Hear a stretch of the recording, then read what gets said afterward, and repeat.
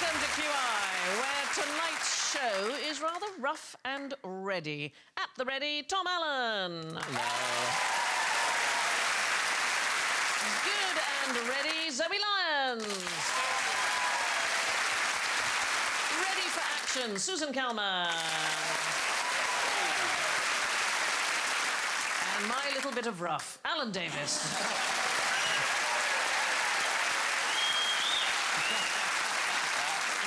Buzzers are rough stuff. Tom goes. Ooh, what's that? It's a concrete brick being dragged. Oh, dragged up like with a wig and a dress. High heels. Zoe goes. Of course. Either Do that every morning. every morning. Susan goes. Oh. Oh, that's an angle grinder. Is it an angle grinder? It is. Meeting a goose, I think. It was very unpleasant. And Alan goes... Oh, rough, you see. Zoe, I hope you don't mind me pointing this out, but you appear to have been in a fight. You should see the other guy, Sandy. What's happened to your nose? Come on. I tripped over my own feet, and I suppose at my age that is a fall. Yes.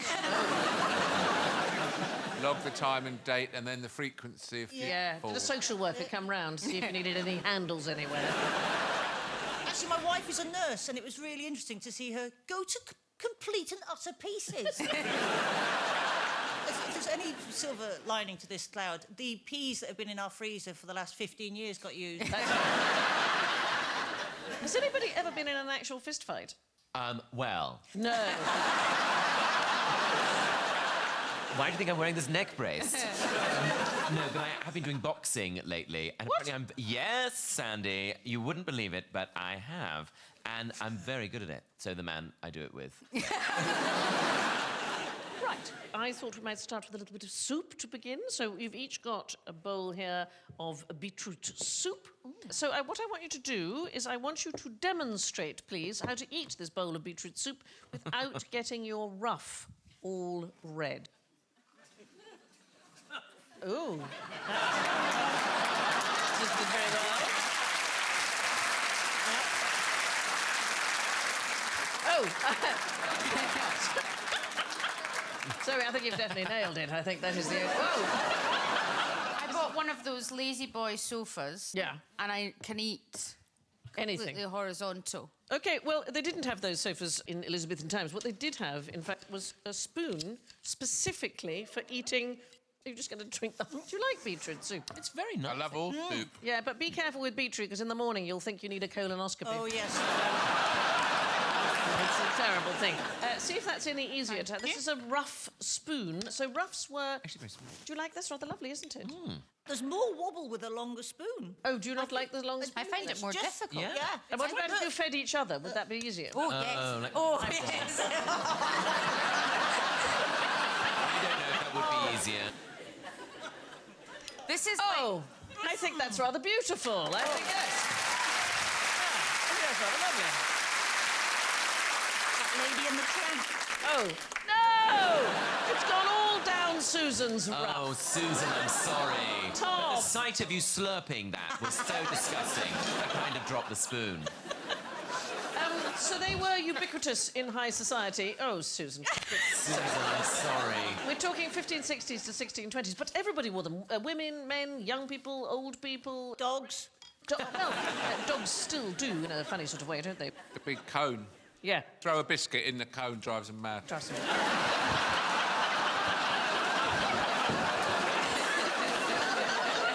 They will not rest. They will not rest. No. I saw a dog walking down the seafront the other day in one of those massive cones, and it was a really, really windy day, but he was walking with the wind at his tail, and he was going along quite happily. I thought, yeah, but wait till you turn round, mate. So the biggest ones were worn by Elizabeth I, because, frankly, nobody else had the money to... How be able big? to- How big did she go? Oh, look. Wow. They were enormous. So you have to imagine it's up to 7 yards of cloth. So imagine at least between Susan and Zoe, that kind of length of cloth. 600 pleats and soaked in starch. So unbelievably difficult to wear. You did it with something called a goffering iron. And this is what it looked like. Wabang. Yeah. Wow. The end is quite, It's quite familiar looking. Yeah. Well, I think once you've done the rough, you think, what shall I do now? What shall I... But a modern theatrical costume designer takes about 3 hours to set a It rough. shows how wealthy you are. Yeah, it does, and that you are indolent. You're completely safe to be surrounded by starched cloth. Yeah, and literally looking down your nose at people, aren't you? Yeah. This would be the worst part of it because I already struggle. Yeah. The other day I took off my bra and there was biscuits in it. I'm sorry, biscuit pieces, or you were hoarding? Well, I'd eaten some shortbread. Right. And when I took off my bra, it was like bonus biscuits. I ate them. If I was going to pick a biscuit for you, it would be shortbread. It's difficult enough for me to eat without. I always slitter on myself as we. It's called What? You what? Slitter on yourself. Wow. Slitter on you. Slitter yourself. Slitter on You eat yourself. and you I believe there was a rule against that at boarding school. Starching was brought in. It was a Dutch speciality. It was introduced by immigrants into this country. Sorry, somebody can't keep their spoon in their bowl. You now got soup all over the table as well. Would you get just a big straw Yeah. or a reed? No. Big yes. Yes, a reed would work well, wouldn't it? Oh, soup through a straw. Well, it'll come to us all, Zoe. I've had a fall. You should get these on Tudor Airlines. Under your seat in case of an emergency. You might have to sit on this if you'd had some sort of operation. Yes. Presumably involving that very implement. Yeah. So there was a Dutch woman called Mistress Dingen van der Plaas, and she came to London in 1564. She used to give lessons in how to starch ruffs. She charged £5, which doesn't sound like a lot, but it was £1,500 equivalent today. And then if you did the extra starch-making module, that was another pound, so that was 300 quid. So even just to learn how to do it was fantastically expensive. Now, you've all got white ruffs on, and the paintings often show them as white, but mine is blue, so why might that be? What does it say about me that I'm wearing a blue ruff? That you're better than us? No, I'm a prostitute. And or from Scotland. Oh! I'm just putting it out there. Prostitutes wore blue ruffs. So one of the reasons why we have lots of white in paintings is because of successive restorations. But in fact, there were lots of colours of ruffs. They were principally pink or saffron yellow. Queen Elizabeth I did not like blue because they were associated with what used to be called Winchester geese, which is prostitutes. Why were they called Winchester geese? Because the Bishop of Winchester owned so many brothels. So if I were to come down to London town, I would have been a Scottish whore, basically, because I would have worn a blue ruff. That's quite unfair, I believe. Well, the big question is, what did prostitutes wear in Scotland? Yeah. Must have been very confusing. Yes. Are you a prostitute? No, I'm just Scottish. That's the name of my autobiography.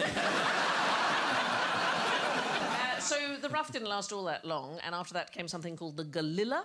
It was started by Philip IV of Spain. That's just a collar. Well, he just wanted to dial back on the ostentation. The ruff had become such a symbol of upper-class idleness that they thought that we better dial it back a bit. And in Britain, we had another successor to the ruff, and that was the Piccadilly. And where do we remember that in London? The Piccadilly? There's a Piccadilly? Oh, Piccadilly Circus. Piccadilly Circus, absolutely. There was a place called Piccadilly Hall. It was owned by a man called Robert Baker, and he provided piccadills to people. And what were Scottish prostitutes wearing about this time? Just so I know, Sandy, so I can go back home and just say, you'll never guess what I found out in QI. It's what Scottish prostitutes wore. And the ruffs, of course, as we said, still worn by dogs, and very strangely, by ministers of the Church of Denmark. I don't know why. I thought you were going to say Scottish prostitutes. So you go to Glasgow in and out the you can tell them a mile away. You really can. While we're on the subject of prostitutes, who wants to hear about some rough sex? Me? Ah, OK. Obviously, I'm talking about a bird. I'm talking about the rough sandpaper.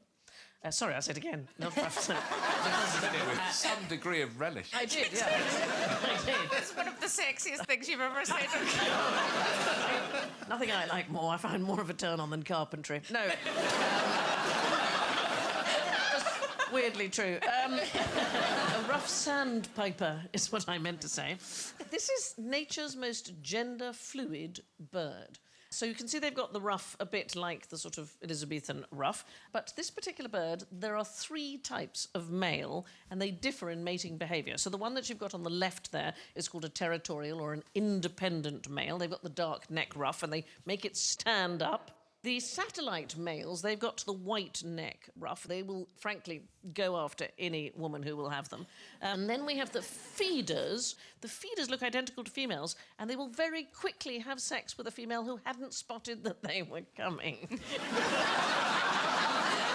But they also are quite happy to have homosexual pairings with the independent and territorial ones. That's fantastic. Yeah. Right, ruffs off, soup away. Just pop those down there.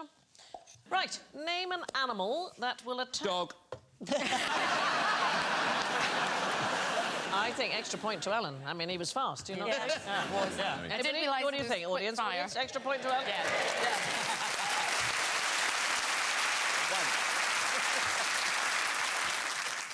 Ready? Name an animal... Horse.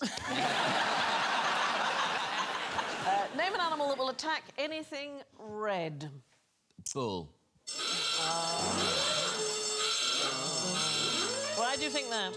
Because I've seen clips of those dreadful matadors where they wave the red and then the bull. Yeah, goes it's through. the movement, not the colour, that is... Really? Yes, darling, I know. Oh. They're not bothered by any particular colour. Just gets irritated by the cloth waving. It would be a nightmare in a curtain shop, wouldn't it? Yes.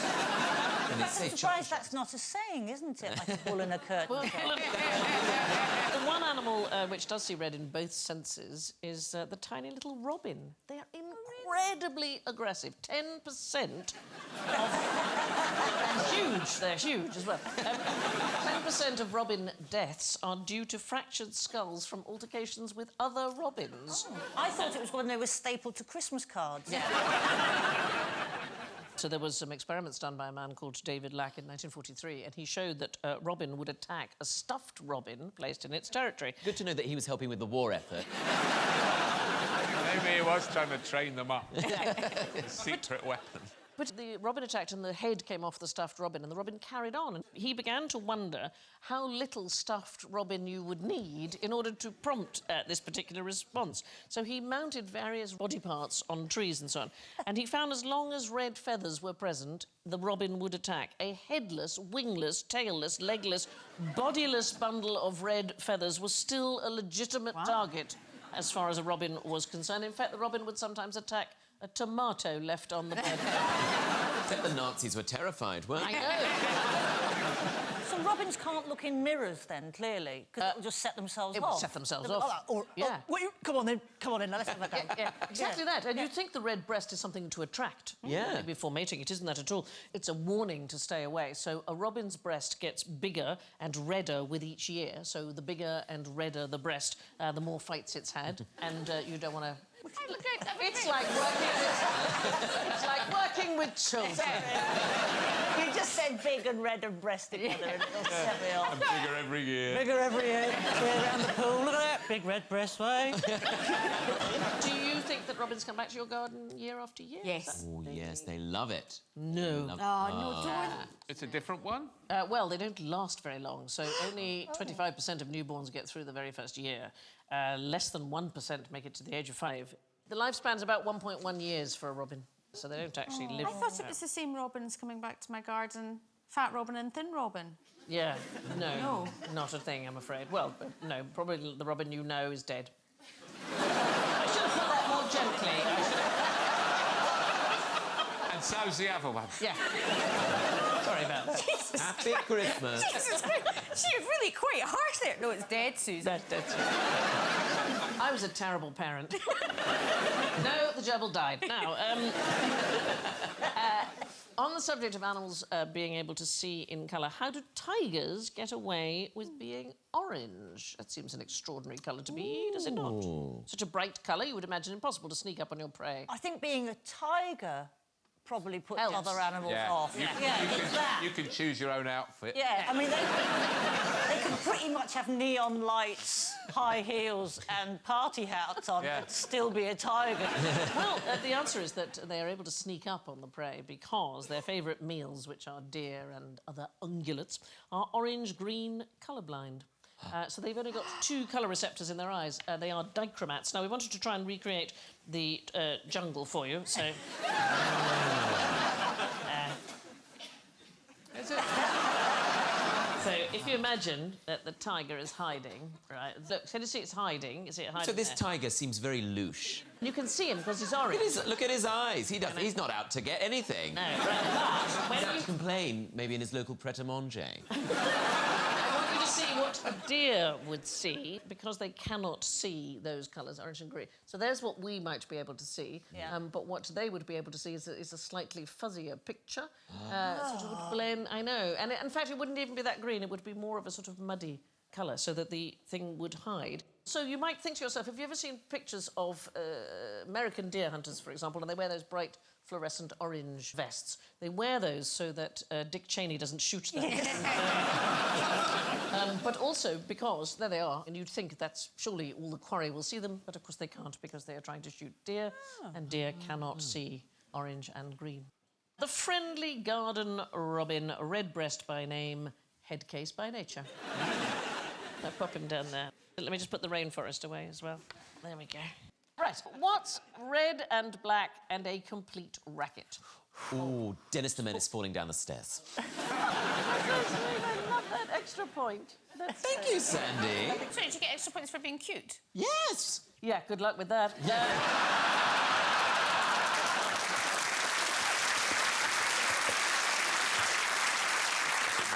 Black and white and red all over, I know that one. What is that? Newspaper. Yeah. What goes black, white, black, white, black, white, black, white, black, white? Is it a nun falling down the stairs? No, it's a penguin running down a hill.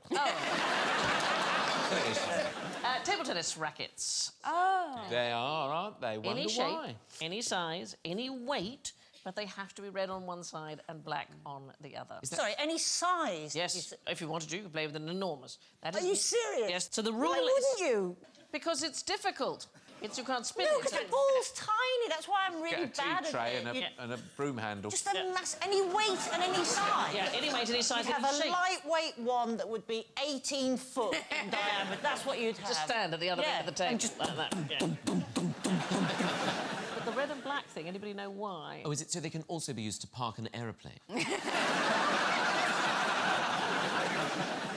I'm going to say something now, and it's something that someone said to me once, and you can spin it differently depending on the different side. Yes. Is what I was told at the youth club. Is correct. Oh, Susan.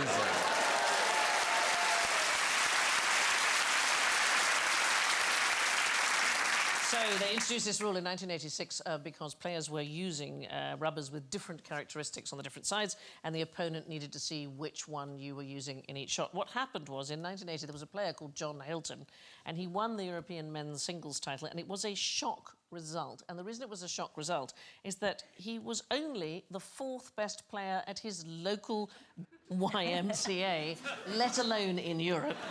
But he had one of these combination rackets, and nobody could work out which side he was using, and what they needed to do was to see which side you were using, because it mattered to the opponent. But what we really want to do with our rackets is a little bit of business. So if you look down beside you, there is a table tennis racket, and we can see that they have one red side and they have one black side. Now, what I want you to do is hold your rackets red side up like this, OK? Smells funny. Oh, it does. Oh, yeah. You could get high as a kite. Oh, what is that glue? That's every sports shop you've ever been to condensed into one racket. That's like Quick Fit, going in the back in Quick Fit. You don't need to know what I was doing in the back. But it wasn't quick and it didn't fit.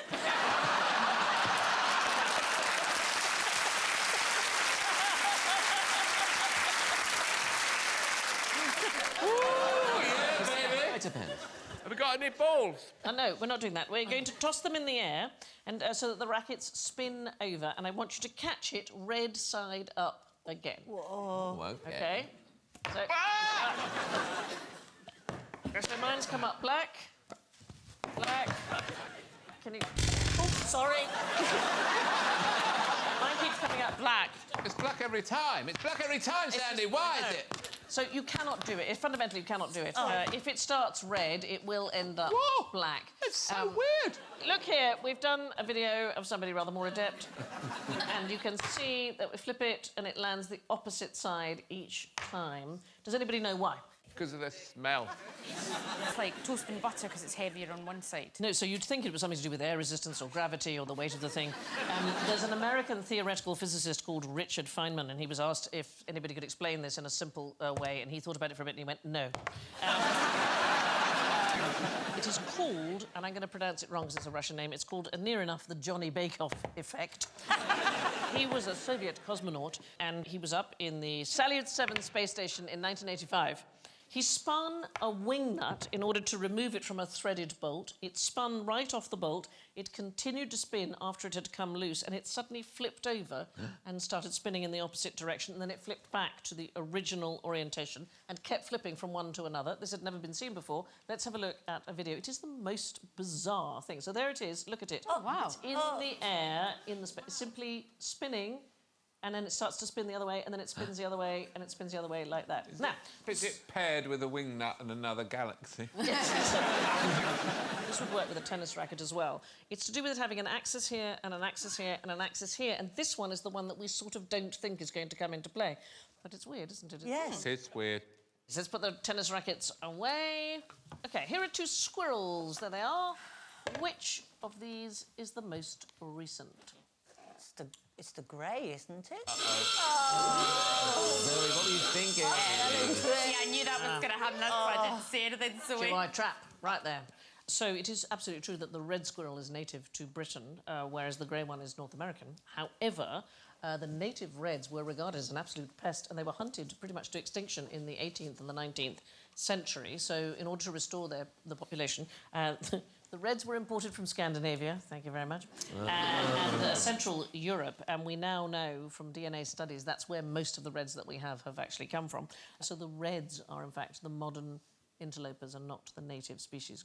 The greys, I'm afraid, outlast the reds by quite a long chalk. They're better at problem solving. The greys also carry a terrible pox virus, which the reds have no immunity to, and the reds get really stressed. He looks stressed, though, doesn't he? Really does look He's stressed, like doesn't that. he? Hey, Brian, how you doing?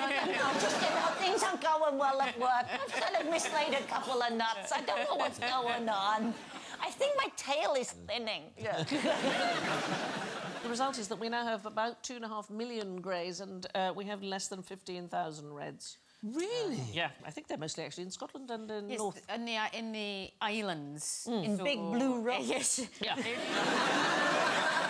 So there's some on Arran, for example, that you see, but mostly on the islands, because in Glasgow, for example, it's just grey squirrels. There's a lot of people eat them now. I was going to say, can you eat them? There is a restaurant in London, I can't remember which one it is. They do a lot of game, and very occasionally they'll have squirrel on the menu. There's nothing to stop you eating a squirrel at all.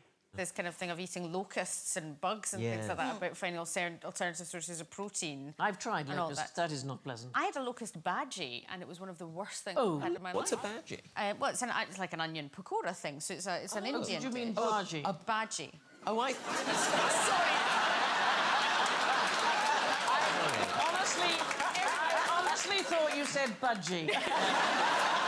I thought you said badger. I was thinking like a badger, but you wouldn't call a badger a barger, would you? No. I ran over a barger the other day.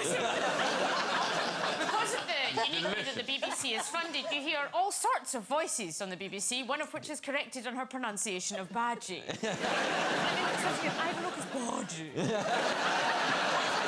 I just misunderstood. Was that more understandable It's my to your mistake. ears? It's my mistake, not I had yours. a Lucas Badgie. I'll do it the whole show like this now. So he hasn't understood a word I've said.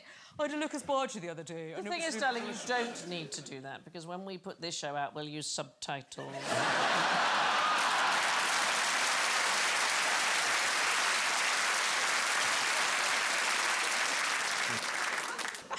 You are such bastards!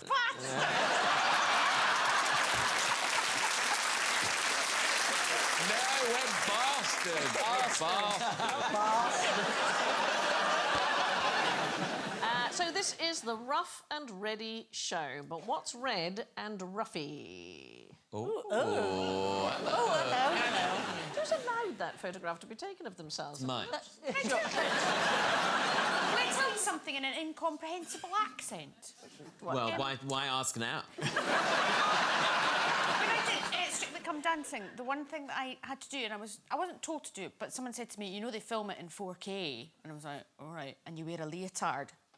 And I thought, got it. What they were saying was, please do something. Because the first time I got the fitting, I was wearing shorts. And so I had to go for the very first time at the age of 43 for a bikini wax. And it was the most terrifying thing that's ever happened in my entire life. It really was. It was exposing and strange, and afterwards I was so cold. To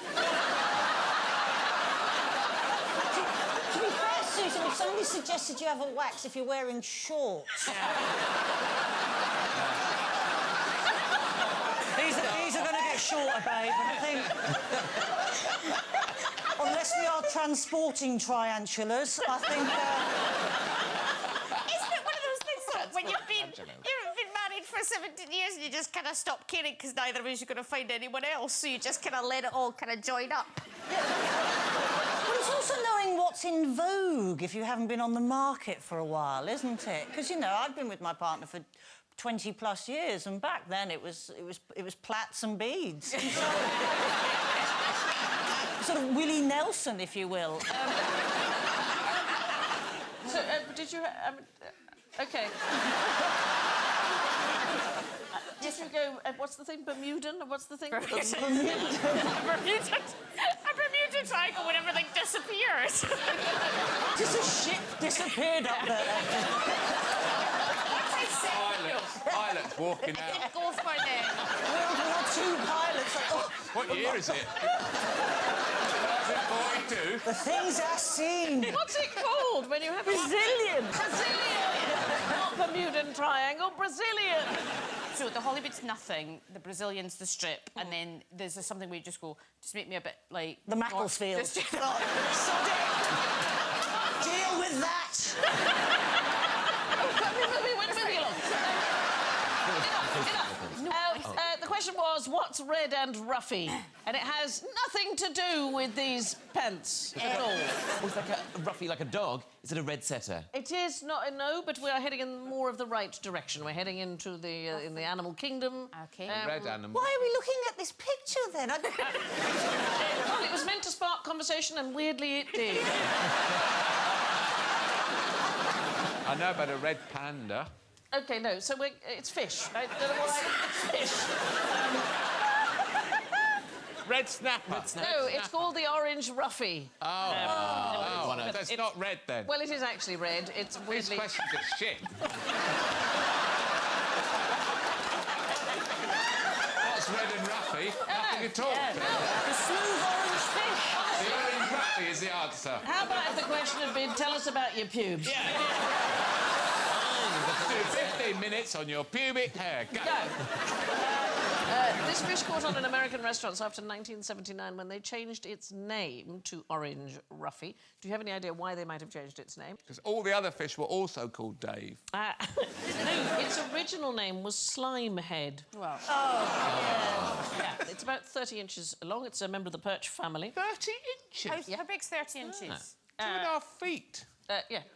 It's a very big fish. And they're extremely long-lived. I mean, assuming that they don't get eaten. The average lifespan is more than 120 years. No way. There were two caught recently near Tasmania and one off New Zealand. Turned out to be, we think, about 250 years old, meaning they were born in the late 1700s, so at the same time as the first Europeans arrived in the area as the age of these fish. How do they age a fish, Sandy? What do? You cut through it and you count the rings. You're very nearly right. So fish have something called an otolith. So we all have otoliths. We have one in our ear system which enables us to basically stay balanced. But in fish, they're layers of calcium carbonate and they grow over the years. So we can tell how old the fish is by counting the rings in the otolith. It looks a little bit like an onion. It's just a bit like tree rings you can count. That is amazing. It's amazing. Well, this is the really sad thing, because if you eat an orange ruffy in a restaurant, there is a likelihood that your lunch is older than your grandparents. Well, you should eat the older thing first. Yeah. Now, if you've got 2 pots of hummus, you'll eat the one that's So then you eat the fish and then you eat your grandmother. But Is that every... Can you date every fish? all fish can be aged. Can be aged by their... by their otolith. That's amazing. I know, it's so extraordinary, isn't it? It doesn't work the same in humans. Our otolith stops growing after about a week. And then, in fact, it deteriorates as we get older, and it's why old people sometimes have balance problems, is because their otolith is Zoe, deteriorating. that's why you fell over. That's it. I'm like an old slime head. The other fish that kind of goes in and out of fashion is the mullet. Like the hairstyle. Looks so surprised, doesn't it? What? The mullet? Yeah, it looks like it's previously gone into something very hard and flat. I'm always worried it's going to happen again. It's That's how I look, yeah.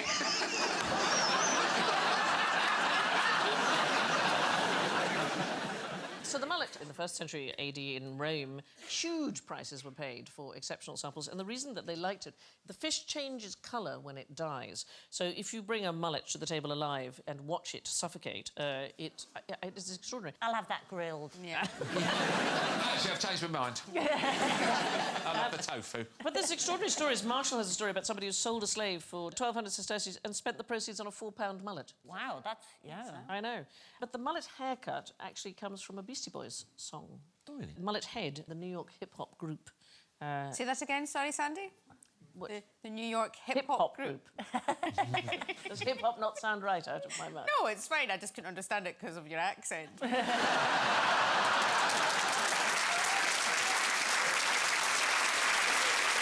Anyway, one final red fish, the red-lipped batfish. This is from Peru. I love this fish, OK? Oh. Yeah.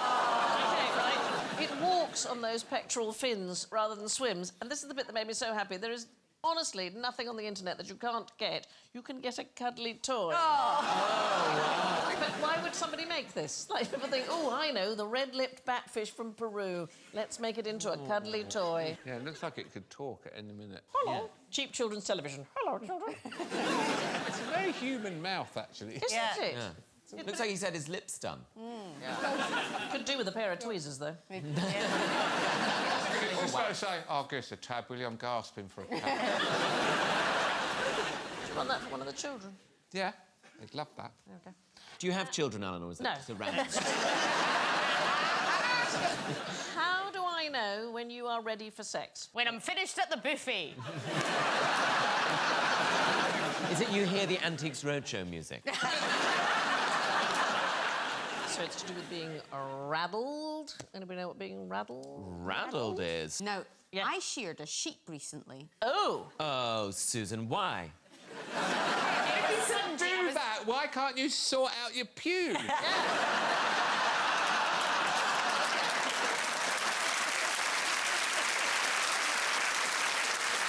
Sorry. Extra point for Alan. I was hand shearing a sheep on Sky.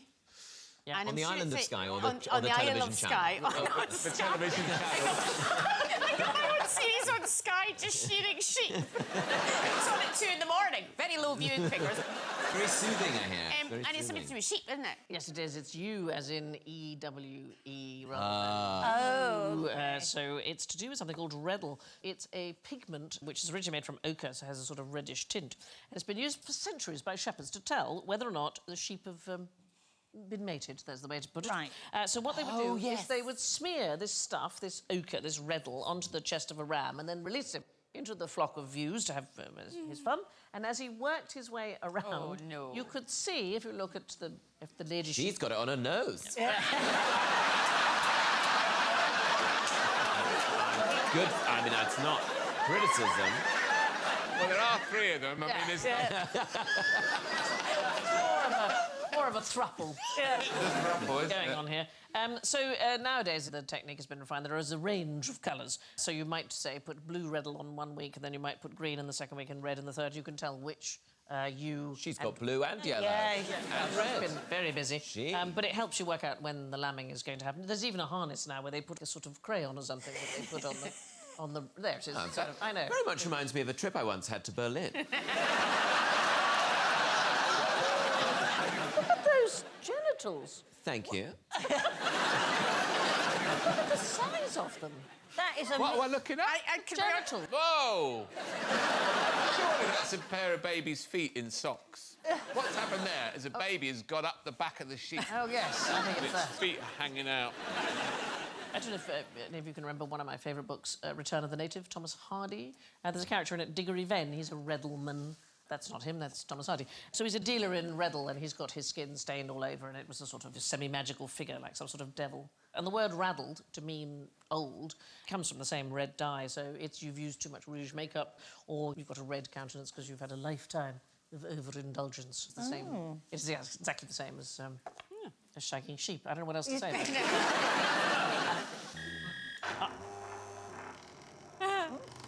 Okay, just.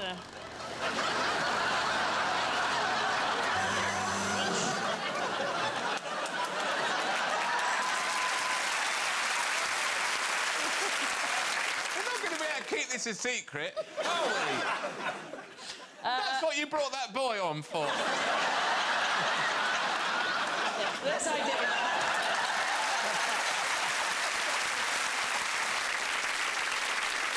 No expense spent. Here is my question. Who has an unhealthy obsession with redundant technology? A Luddite. A Luddite of some kind? Redundant technology. What kind of technology might that have been if it had not been a man Looked pushing like a fax machine. fax machine, yes. So who might still be using fax machines? Security services, because it can't be hacked. Well, it's certainly true that it cannot be hacked. So it is people used. don't want to be off the grid, man. It's the NHS. They are still the world's largest purchaser of fax machines, although they have been ordered to be phased out in 2020, so it remains to be Who are seen. they sending faxes to? I would imagine Each other? each other, I would That's it? imagine. Famously, didn't football transfers used to have to be done by fax? I Yes. think. The fax had to get through to headquarters of the FA by the deadline. Yeah, but they've got some online platform now, presumably. Text. We've signed him for 80 million. Yeah. Ping. Ping. Still huge in Japan, faxes, and pagers were very big in Japan. They closed their final pager service in 2019, and a Tokyo funeral company set up a memorial so people could lay flowers and pay their respects to the end of technology. I know. But with the pager also still going strong in the NHS, still, yay. We still... Yeah, doctors get paged, don't they? Yeah, 10% of the world's pagers are in the NHS. 80% of hospitals still use them. Apparently the reason is that reception is very reliable. Other things that have gone redundant, checkbooks, certainly the use of them gone down by about 75% in the last Public decade. telephone boxes. I'd say landlines, right? Landlines, cassette tapes, video recorders, the yellow pages. What do short people stand on to kiss? I know. Each other. Trouser presses. Hang on, no, I've used one of those. And there's one branch of Blockbuster Video still open. Where? In Oregon. It's a long way to go. Wow. And I would reckon we're probably the last generation to stand at a till. I reckon that will go. You'll just go into the shop, you'll take your things and they'll know somehow. Yeah. magically. I don't like that, because I like someone's job to be to count it up and ask me for my money, and then I give them my money, and it's all very clear that I have paid for things. You pay in cash. Yes, I do. Yeah. I think this is a really important and fundamental issue. Not everybody wants to use technology in their lives. I like to have the interaction of speaking to someone. Sometimes that lady at Morrison's is the only person I speak to in 24 hours. I like to go in and say, how you doing? I'm doing fine. Jammy Dodgers again? Yeah, it's a Thursday. And I like that. Do you pop them in your bra? Does the lady at Morrison's do that? Do you want some hand with your Shall I packing? just pop them in there, Susan? Put your tins in there, Jammy Dodgers in your bra. Now get ready for rough weather. We're heading into a perfect storm of general ignorance. Fingers on buzzers, please. How can you tell the difference between a raspberry and a blackberry? Yes, Zoe. Flavour.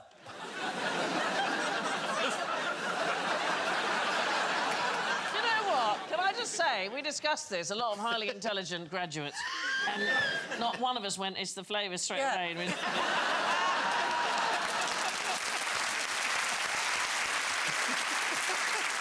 We went for something really clever, but What do Zoe they come up is- with? It's flavour, isn't it? They taste It different. tastes different. I don't like the They are raspberries. different, look Yeah, at they are different. Has one got a hole in the middle so you can place it on the end of your finger? Well, that Does one is the have it? correct answer. So the thing is, you can't do it by looking at them because you can get a black raspberry. That is the thing. Oh. So you can't tell by looking at them, but Wow. you're right about the hole in them. So when you pick a raspberry, the middle, the stem or the torus pulls out. But when you have a blackberry, it does not. So raspberry. But it's the flavour. Yes. It's the flavour. Surely it's the flavour. All right, nobody mentioned flavour. Oh, I feel so foolish. So here's the thing with raspberries. If a raspberry bush needs to disperse its seeds by encouraging animals to eat them, why does it have prickles? Why would... Surely you want the animals to come and eat and disperse. Oh, it likes... It wants a particular sort of animal who isn't put off by a prickle. Correct. Wow. You know.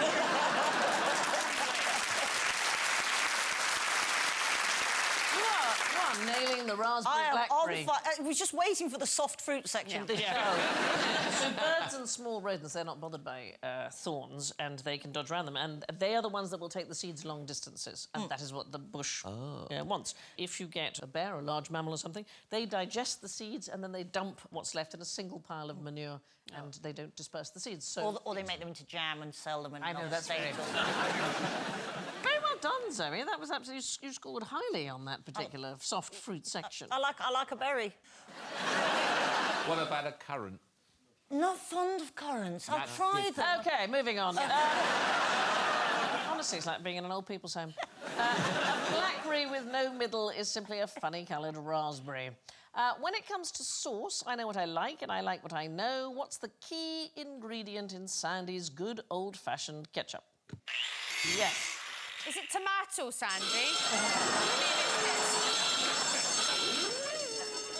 So ketchup, originally made with mushrooms and anchovies and oysters and nuts and other things, but not tomatoes. Not tomatoes at all until the 19th century. People were rather suspicious of tomatoes because they thought they were poisonous, so people didn't eat them.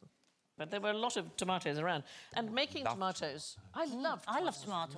But, like, tomatoes from about 30 years ago when they tasted of tomato. Oh, where they hadn't been forced. Oh, You know, God, I this mean- is like an old people's home. Yeah! You remember the old tomatoes back in the day. Everything tasted better. didn't it? Tasted better. everything V&F. did. They tasted like raspberries, funnily enough. Yeah. But making actual tomato ketchup takes forever, and so when Heinz launched their own version, which was in 1876, it was marketed as a time saver. Blessed relief for mother and the other women in the household. They no longer had to make ketchup. And what they did, they put in a sort of thickening agent. It's called xanthan gum. And it makes ketchup into that gloopy stuff, what we call non-Newtonian liquid. So it's sort of thick in the bottle and then it becomes briefly liquid when you pour it out. Anybody know where you should hit on the bottle when you... On the neck. Yeah, On the so underside of the neck. there's a 57 on the bottle where you're supposed to, in theory, you're supposed to hit it. Is that where you're meant to hit it? Shake, Well, so shake they the say. ketchup bottle, none will come and then a lottle. With all these healthy eating fads going on, it can feel like you're constantly playing catch-up. We're losing them, people. Start the car. Are you ready for the scores? Oh, Let's yeah. go. Can't wait. So, in fourth place, Oh, a no. long way down, with minus 13, it's Susan!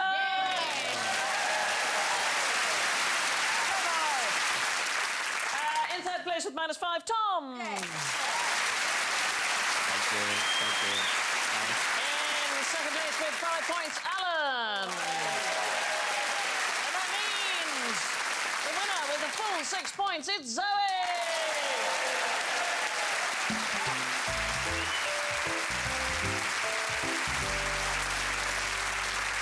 So it's thanks to Tom, Susan, Zoe, and Alan. And I leave you with a fact by American clown Red Skelton that's roughly true. Did you know that when Van Gogh cut off his ear, he actually went blind? Because every time he put his hat on, it slipped down over his eyes. Thank you and good night.